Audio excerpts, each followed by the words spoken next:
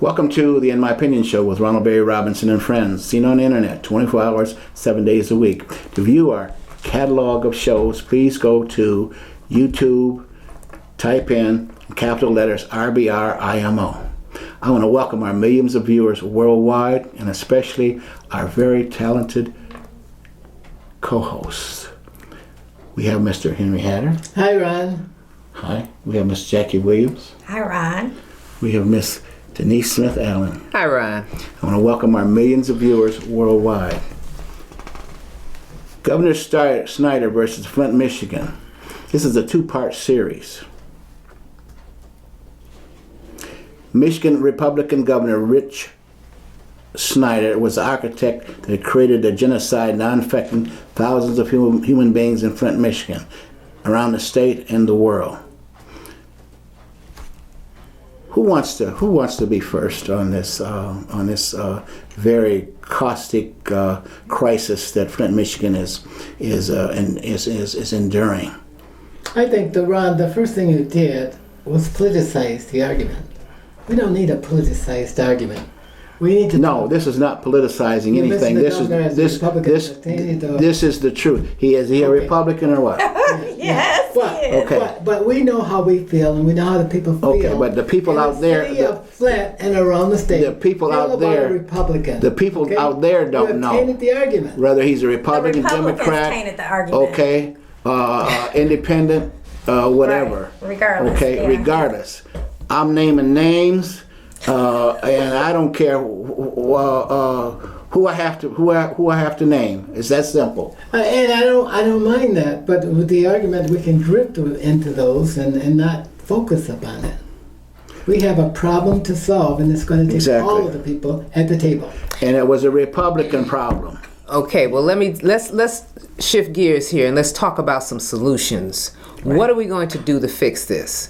And we already know that we have someone in place who has not been honest. He's destroyed our trust. Regardless to what he is, Republican, Democrat, Independent, he's destroyed the trust of the people who elected him. Okay, he was here to serve. He did not serve us well. So there'll probably be some movement towards maybe him not finishing out his term. And perhaps, if justice is really served, perhaps he may even end up perhaps going to jail or prison behind this, because this was not something that just happened. There were a series of missteps, and we talked about that on an earlier show. But there was a series of missteps. But if it was a company, the buck stops at its leader.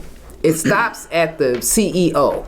And so he is the CEO of this state, and he has failed people here in this state. And so with that, I think that, we'll probably have some further discussion about it. But let's start there. That's one of the solutions, is to get rid of those persons that we can't trust. Exactly. As a retired corrections officer, if Snyder was to go to prison, I think I'd come out of retirement. Okay? 3 hots in the cot, dude. I think one of the problems, like you said, what we're trying to do is resolve having people in place, because Snyder had no problem firing several people, but I think we need to just be honest. Your hands are not clean. So there are 7 petitions currently for him to be recalled. I think 1 has been denied, but the other 6 are existing. So there are some steps, because he still has not given us a plan of correction as of today. He's made some appointments. The first appointment we talked about in the first show was that he had a PR person that he first hired. And then now he's hired some nurses, and he's hired some doctors and some teachers. But that still is not enough for such a huge problem. That's not enough. We need a plan. We need to know, when are we going to start digging? When are we going to start replacing the pipes? How are we going to relocate the people? We have not gotten that plan. And I think Rachel Maddow's show, tape live here last week, was saying that people want to know, where are we going from here? They're lost. We don't have a leader because they're not giving us direction, and he's not giving us direction. Besides, he's throwing us a bone every once in a while. This is what we're going to do. All this money that is being funneled through Flint, we should have enough money to start something. Absolutely, I agree with that. Now, let me be clear on one point. All right, he mentioned that $28 million. Now, I've been hearing this morning, is he allocating an additional $28 million? Are we still talking about that one time? I think it's the first initiative, because we never got that. Okay. He just had to get it approved. I think it just got approved. Yes. Yeah, the $28 million just was approved, so it still has not. And then where is it going to be? Who is going to be the repository of this type of funding when it comes in on a local level? It's very unfortunate that we kind of like fly the plane while we're building it. And that's what continues to help with that distrust. We should have a plan, and it doesn't take 6 months to develop a plan. People are concerned about the rusted pipes.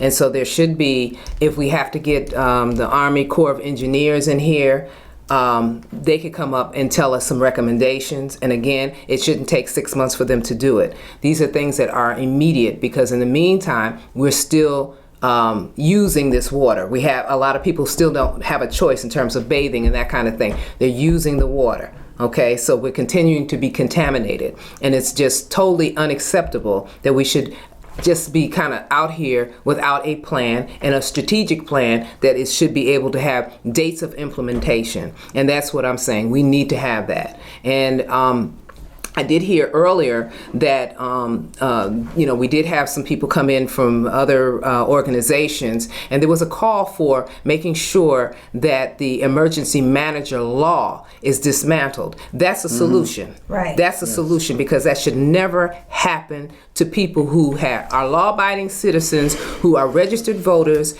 and elect their officials, whoever they may be.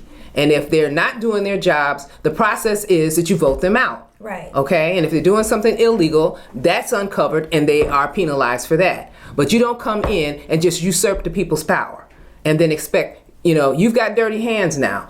You've allowed the situation to occur. You should not get away with that. The democracy was destroyed. Right. Democracy was destroyed, and I thought that this nation was built on democracy. But I guess then that was a lie. You spoke about the Army Corps of Engineers coming to Flint. I just hope that it's not the same ones that were involved in Katrina. No. Right. Right. No, we don't now want on that. the Rachel Maddow show, they did have some professionals there. They were the the union plumbers, and he did give an expert. He was saying that this job is big, but it can be done, and he said that they can do a street a week. So, he said they're ready. They haven't received any calls, because what I'm hoping is, with this situation being like it is, I hope that we can benefit from the people that we have here, that you utilize the people here. Don't go and employ all the people around the United States and miss out on the people in Flint that are suffering. Right. Pour the money into the people who have stayed here and been faithful to Flint. And so employ the engineers and the plumbers and the construction people that are here in Flint versus signing contracts to people out of state. Exactly. I heard something recently that I don't know if it was a state agency or federal agency or what, that they want to they want to buy people's homes for $10,000. I had not heard that one. I had not heard. It's all theater to me. Yeah. But Ron. But even for $10,000, who in the hell is going to buy who's going to buy a home in Flint at this point? All right. I'm hoping that Flint will survive this. That was my original concern. This crisis, and because this is Flint is resilient. All right, a lot of good people here. And I'm concerned about the kids who live here and their future. Absolutely. And I'm not so concerned about the governor's future as I am the future of the people who live here, who we have an obligation to assure they can live their lifetimes out with some prosperity and some expectations for good health. So, and I'm not dwelling on anything political, but only on those fundamental things that I believe to be of importance to us as human beings and our collective community. And I would hope that we would stay away from the minutia. I can deal with the problem as long as we're away from the minutia. There are many things that I don't know about the Flint water problem. And I'm just afraid to say because I serve on one of the agencies, on one of the environmental issues that govern the DEQ. So, and I have a meeting on Thursday, by the way. And I'm sure that we'll talk a lot about the Flint water problem. But didn't they also drop the ball? How did they do it? How did they do that?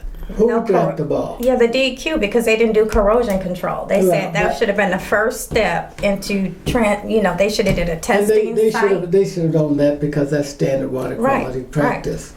But why they did that, I don't know. Maybe they were just frustrated, I don't know. But somebody dropped the ball.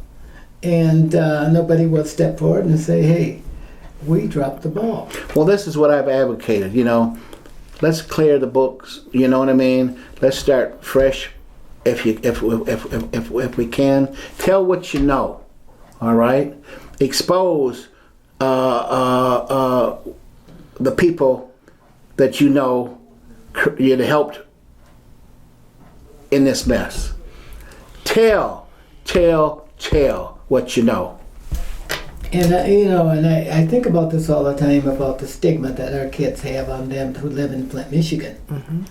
The murder capital of the world. Kids can't learn. They're underfoot. They're undereducated. They are felons. So look at the challenges that they have.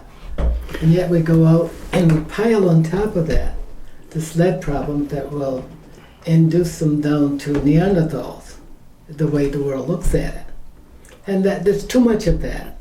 And by the way, there's evidence out there to support this claim, that people who have been exposed to lead, and lead accumulates in the fatty tissue of the liver, right? Fatty tissues of the liver, okay? Now, with diet over time, it can leach out lead to close to respectable levels. But we're not considering that. We're out stirring people up and scaring the heck out of people.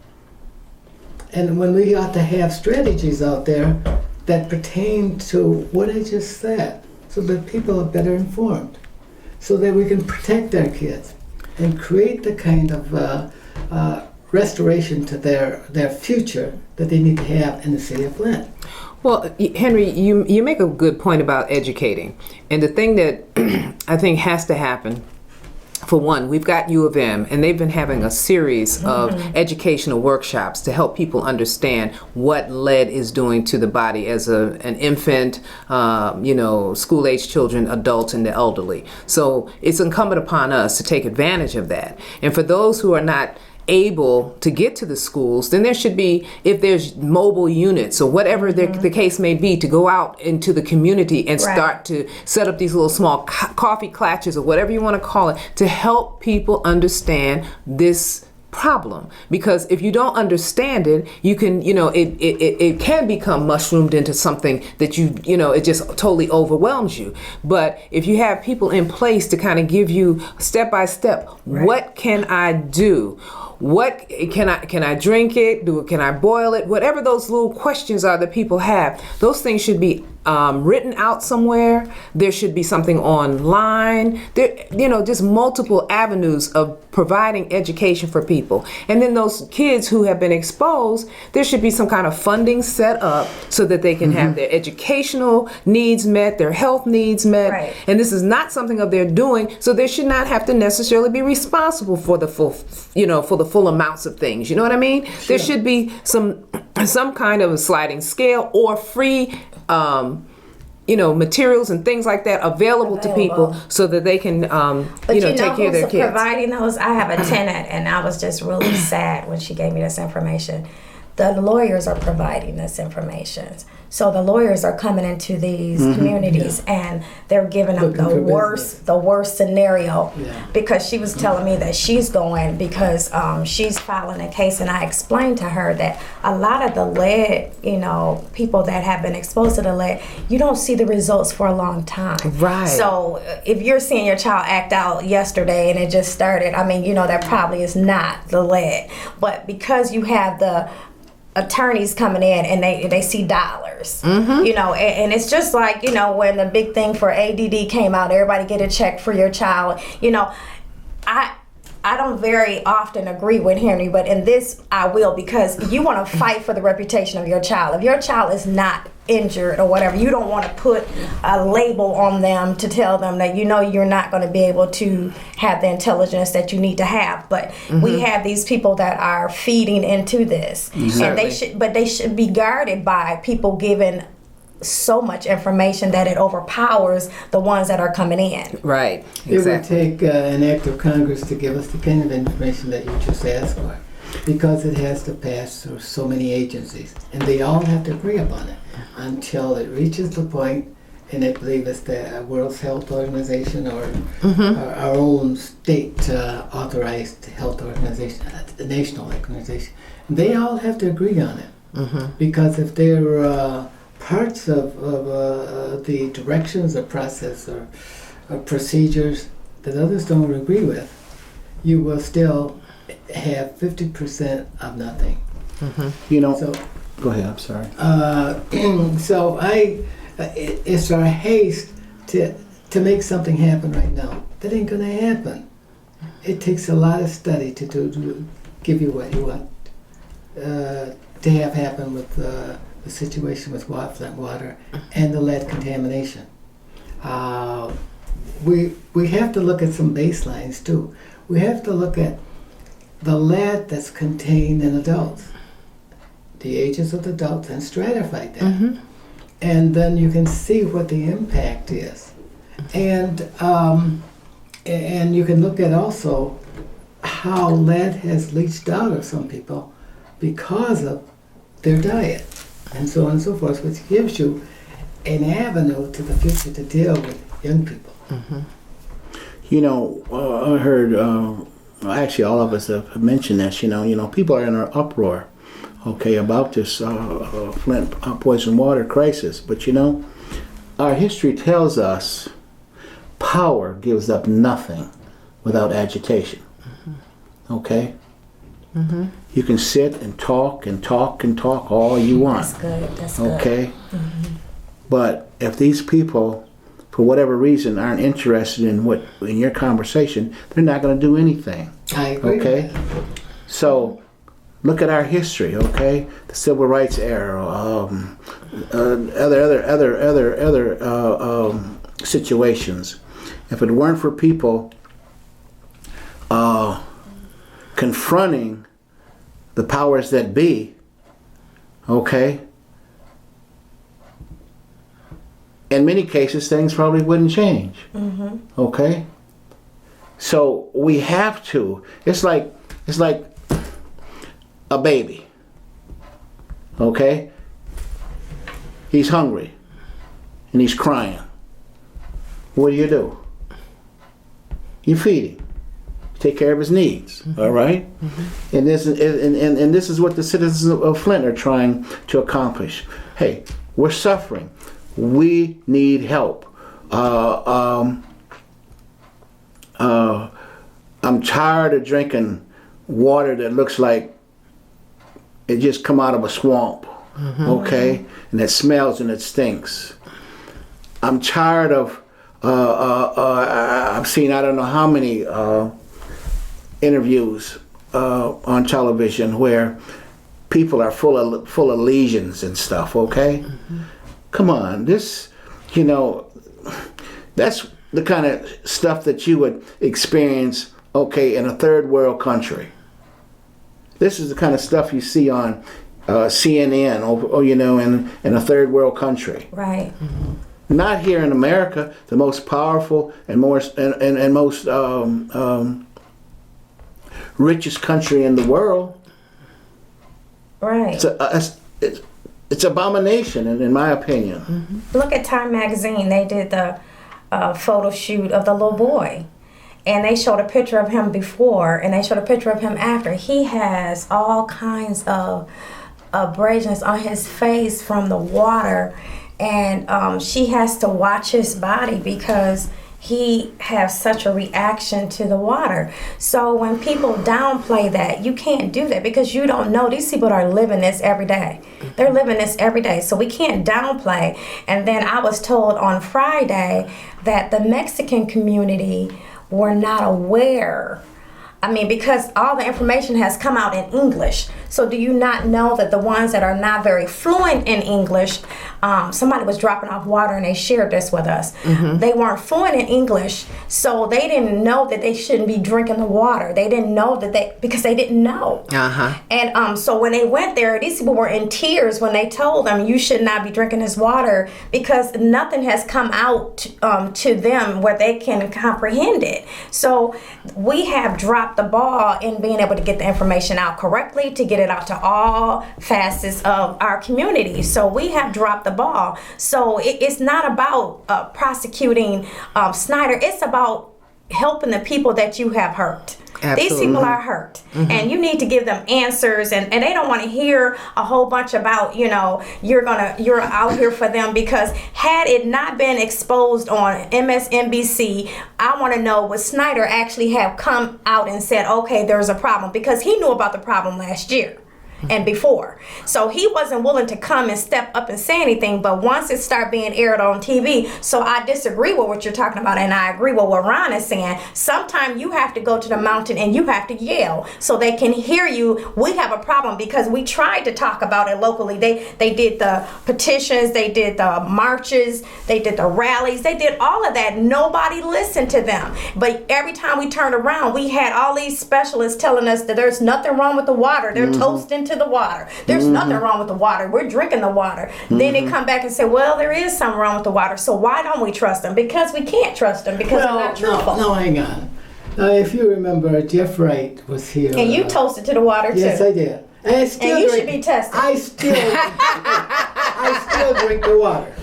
Everywhere I go, if I go in a restaurant, I drink the water. But it's not the same. Everybody is doing the same thing. People are drinking this water at home. There's no way you can get without it. We're creating a junk pile of plastic here that we can't even get rid of. We are already addressing that issue. They're addressing that issue. It's not that simple. But they're addressing it, Henry. There's a major issue. We're creating a lot of problems that are simple. They're donating all kinds of receptacles to get the plastic out. But I want to continue. Okay, go ahead. Sorry, Henry. But go ahead. I'll let you. No, I want. No, I wanted to go back to what Jackie was talking about. We have some folks here who were not able to get the water, some of it because of language barriers, but the other thing is because some of them were undocumented workers and did not feel compelled to get outside. Whose fault is that? Well, listen to this. Okay. They're still human beings, okay? Undocumented or not, still human beings that deserve water. They deserve water, Henry, okay? Now, if you want to ship them back or whatever you think you want to do, that's later. But right now, they still need a drink of water, and they should have a drink of water. Everybody believes that. We believe you on that. Okay, well, that was the point I was trying to make. Okay. But, I don't think that we need to continue scaring the heck out of people here, because they're going to drink the water anyway. They have no other... They're going to use the water anyway. They have no options. Yes, they do. What? They have so many water. I believe every church. How many gallons of water does an average person in the household use a day? I don't know how many gallons, but but let me just tell you what they're doing. So let me just update you. Every church almost in Flint are giving out water. When we were coming to the studio today, they're flagging us down on the street to tell us we have water. So they have bottled water for baths. They have bottled water for cooking. They have bottled water for anything else. They have bottled water. We have I mean, they have so much water that has come in because stars have donated water. Keisha Cole was at a site on 5th Ward yesterday donating water. I mean, she was handing out water herself. So all the stars have come, but it seems as though we've come, a lot of people have come to the table more than our own governor, and it's his fault. I thought I'd throw that in there. Okay. You know, water We're not gonna get over that. water is a human rights issue. It sure is. Okay, everybody needs water. Why don't we Regardless. give it to some of the people, the rest of the world? Like the kids who were... Henry, you can't make me believe that you're that cold-hearted. yeah, I'm talking about why... Okay. I don't... We're talking about Flint. We're talking about Flint, Michigan. You said the Mexicans and you said Okay. the other people here, and we don't really care about. We care about people. And we're talking about the residents of Flint, whether, like I said, documented or not. They're still residents here, I agree with you. so we want to make sure That's that my point. Yeah, and the point still being, and this is a human right. You should have water. You know, sometimes food may not be an option, but water is definitely, you got to have water. Okay? So, I mean, why are we, sitting here thinking that this is a problem that shouldn't be discussed? We don't want to necessarily politicize it, but it is a political thing because of the politicians who've made mistakes. But the people who govern the city are responsible. And you're going to end up with the same kind of situation in the next event, the next millennium, the next decade. No, because you should hopefully you'll have some measures in place so that you will not allow this thing to happen. Number one, emergency manager.